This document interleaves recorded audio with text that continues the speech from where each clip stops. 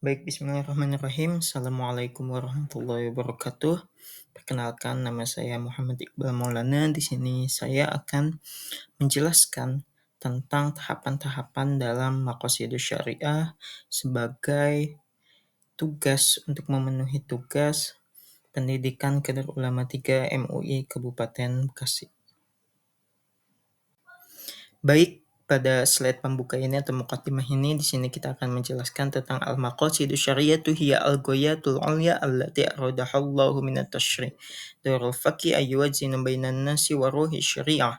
Misal as-salatu nasitu mujarrada harakatan wa askar bal maqsudaha tazibun nafsi wa rabtul abidin bi khaliq.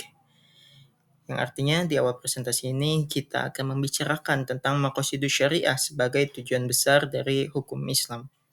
Yang perlu diketahui, seorang faqih atau ahli fikih tidak hanya berpegang pada bunyi teks atau tidak hanya berpegang teguh kepada kontekstual dan literatur, tetapi juga harus menangkap spirit atau hakikat yang ada di baliknya. Misalnya, sholat itu tidak hanya sebatas gerakan-gerakan fisik, akan tetapi gerakan sholat ini juga bertujuan untuk membentuk kepribadian yang lebih disiplin, sabar, dan juga senantiasa terhubung dengan Allah Subhanahu wa Ta'ala. Baik, selanjutnya kita menuju ke slide 2 atau pada tingkatan yang pertama atau langkah yang pertama, yakni yabda al-faqihu bidarasatil qur'ani wa sunnati min haisul lugati was siyak. Yumizun nas bainal ammi wal khas al-mutlaki wal muqayyad wal qat'i wa zunni. Misal ayatu wasiyatu fi suratin nisa'i amma summa khasasatuha ahadisal mawaris bitawzi'in muhaddad.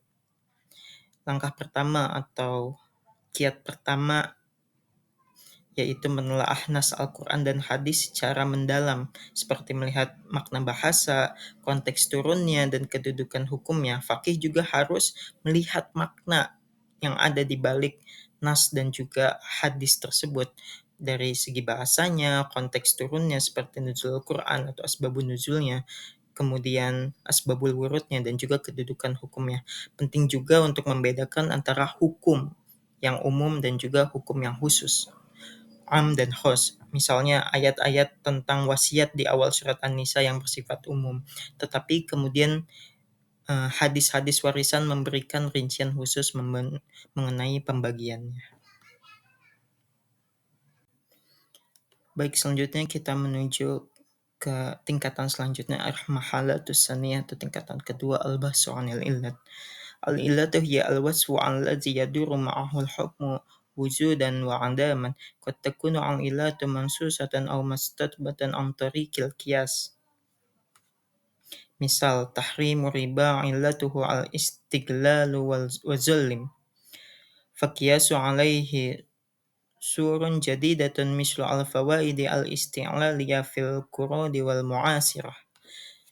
Jadi tingkatan kedua ini yang menjelaskan setiap hukum pasti memiliki ilat. Apa itu ilat? Yaitu alasan logis yang menjadi dasar penetapan hukum.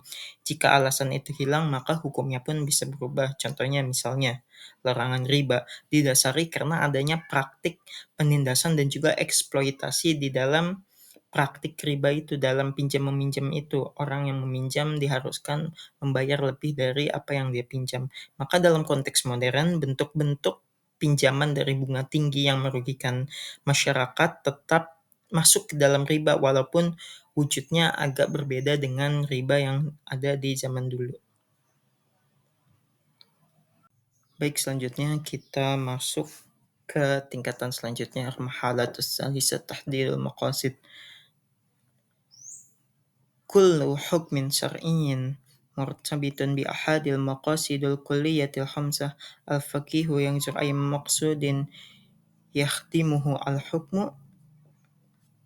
Misal fardiyatul haji tahaqqiqu maqsidu hifzitin min hilai ihya'i sya'air kama tuhaqqiq maqsida hifzil mal amra tanzimu al-infaqil masru'. Jadi slide ini menjelaskan bahwa setiap hukum diarahkan pada salah satu dari 5 tujuan utama syariah, yakni menjaga jiwa, akal, keturunan atau harta, hifzun nafs, hifzul akal, hifzul mal, dan yang lainnya. Contohnya adalah kewajiban haji. Selain sebagai bentuk ketaatan dan juga menjaga agama atau hifzuddin, haji juga memiliki dimensi sosial dan juga ekonomi, di mana umat Islam berinteraksi lintas bangsa, lintas bernegara, sehingga tercipta ukhuwah, dan di dalamnya ini terjadi perputaran ekonomi yang sehat, yang menguntungkan masyarakat Islam itu sendiri.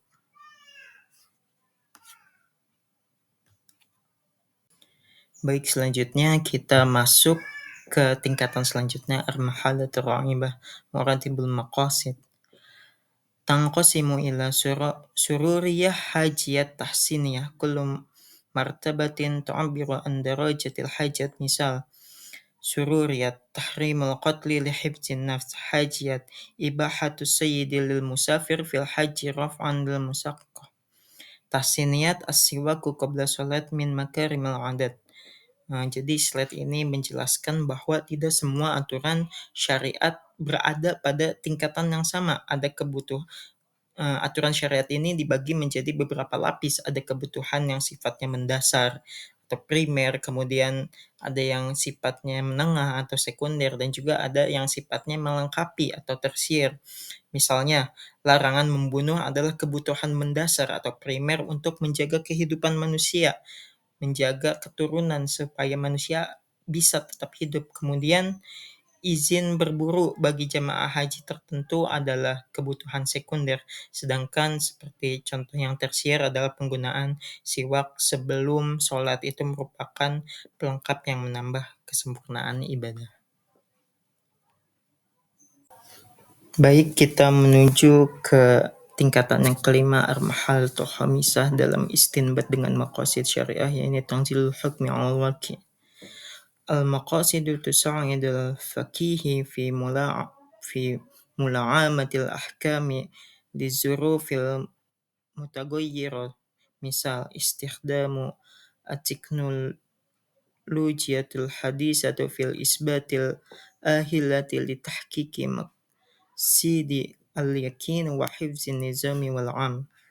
Jadi slide ini menjelaskan bahwa salah satu istinbat dengan maqasid syariah, ya ini adalah syariat selalu relevan sepanjang zaman karena maqasid memberikan ruang untuk beradaptasi.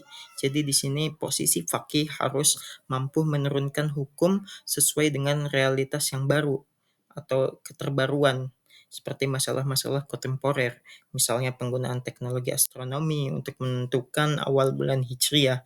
Hal ini tentunya mempermudah umat Islam dan menghindari perbedaan yang tajam, sekaligus menjaga keteraturan dalam ibadah puasa dan hari raya. Itu salah satu contohnya. Baik, kemudian selanjutnya pada tingkatan selanjutnya atau al-marhalah sadisa, tingkatan ke-6, istinbat dengan maqasid syariah, yaitu isdarul fatwa. Al-fatwa tubna ala muwazanati bainan nususi wal maqasid. Al-qaidah jalbul masalih wa dar'ul mafasid. Misal, jawazun naqli a'da'a ba'dal wafati bisyurut li'annahu yahqiqu maqsida hifzin nafs. Jadi slide ini menjelaskan adalah setelah memahami maqasid atau seorang faqih akan bisa mengeluarkan fatwa yang mendatangkan maslahat. Prinsipnya adalah mencari manfaat terbesar sekaligus untuk mencegah kerusakan, meminimalisir kerusakan. Contoh aktual adalah bolehnya transparansi organ dengan syarat-syarat tertentu, meski hal ini belum atau tidak ada bahkan di zaman Nabi, akan tetapi melalui hukum usul fikih kontemporer, hukumnya dibolehkan karena memiliki tujuan utama, yakni hifzun nafs atau menyelamatkan jiwa, maka hal ini diperbolehkan. Tentunya ulama dalam berfatwa juga harus menyelaraskan ilmu usul fikih dengan perkembangan-perkembangan yang terjadi pada masa kontemporer sekarang ini. Selanjutnya kita beralih ke slide selanjutnya, ini al-khatimah atau kesimpulan. Al-ijtihadu al-maqasidu yaftuhul majala li fahmi amikin li syari'ah. Al-maqasid taj'alu syari'ah salihah li kulli zamanin wa makan. Misal tanzimut tarafiq wal iltizamu bil قوانين المدينة يعتبر من مقاصد الشريعة لأنه يحقق مقصد حفظ الناس وحماية المجتمع من الوضع.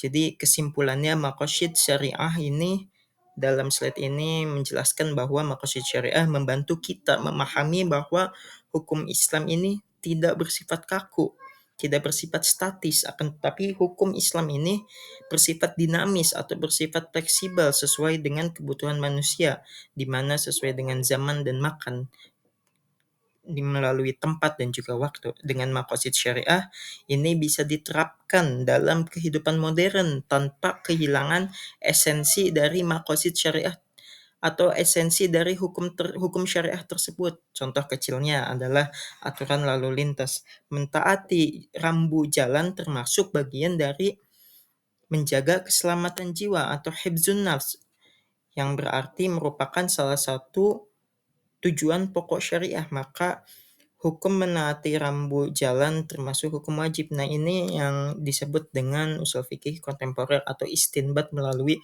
maqasid syariah, sehingga usul fikih bisa berkembang di zaman yang kontemporer seperti sekarang ini.